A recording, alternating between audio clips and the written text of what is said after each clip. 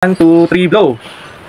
Happy 9th birthday sa aming firstborn na si Ate Franz. Ito nga at masayang masaya siya ngayong araw. Sa totoo lang, malayo pa man yung birthday niya, lagi na niyang ipinapaalala at marami na siyang mga plano na gustong gawin. Kahapon pa nga lamang ay gumagawa na siya ng listahan kung ano daw gagawin niya pag gising kinabukasan sa mismong birthday niya. Sabi niya, ang nasa listahan niya, napupunta sa church, magsisimba, pagkatapos pupunta daw kami sa SM, magkikidsona at maglalaro.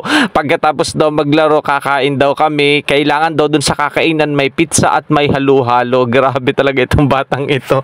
Pero syempre, kami naman kahit alam nyo na medyo nagtitipid tayo sa budget, naisip ko naman malalaki na itong mga batang ito. Imagine 9 years old na si ate. Kumbaga kung hindi ko pa pagbibigyan, kailan pa patanda na sila, palaki na sila. Kumbaga hindi na nila maa-appreciate yung mga ganitong bagay. Kaya naman pumayag na ako na talagang sasamahan nga namin sila dito sa Kidzona. At eto nga talaga naman grabe, sobrang happy, sobrang saya nila.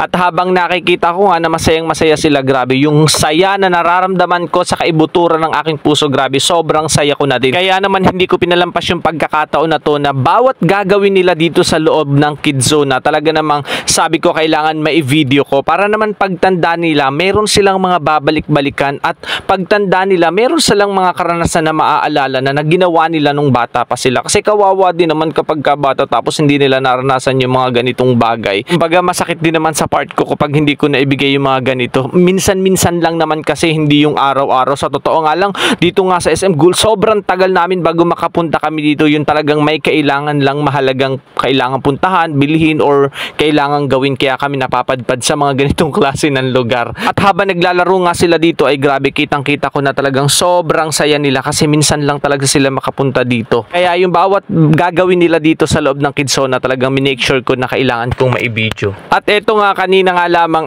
yung staff nila tinuruan yung mga bata kung paano gumawa ng ganitong klase ng balloon at nakuha nga agad ni Freya, kaya tuwang-tuwa siya. Si ate eto medyo naguluhan siya kaya nagpaturo at sa huli na gets na din niya, nakuha na din niya kung paano gumawa ng ganitong klase ng balloon. Si Freya grabe tuwang-tuwa talaga, ang aming bunso na laging nakabungis-ngis manang-mana sa daddy. At pagkatapos nga namin sa Kidzona ay dumiretso na agad kami dito sa kainan kasi nga nagutom na, pagod na kasi yun lang naman kasi yung itinerary ni ate. Pagkatapos namin sa church, nag-Kidzona, then ito yung kasunod after Kidzona, kumain na kami. So yung mga pagkain namin na nandito ay kung ano lang talaga yung nasa list ni ate. Siya kasi yung gumawa ng mga pagkain na kailangan yun daw yung kakainin namin sa kanyang birthday. Kaya ayun, ito nga yung in-order namin. At dahil nga napagod ang mga baby namin, ayun, talaga namang marami silang nakain. Simpleng celebration man, pero at least tunay naming napasaya si Ate Franz, memorable at masaya kaming magkakasama.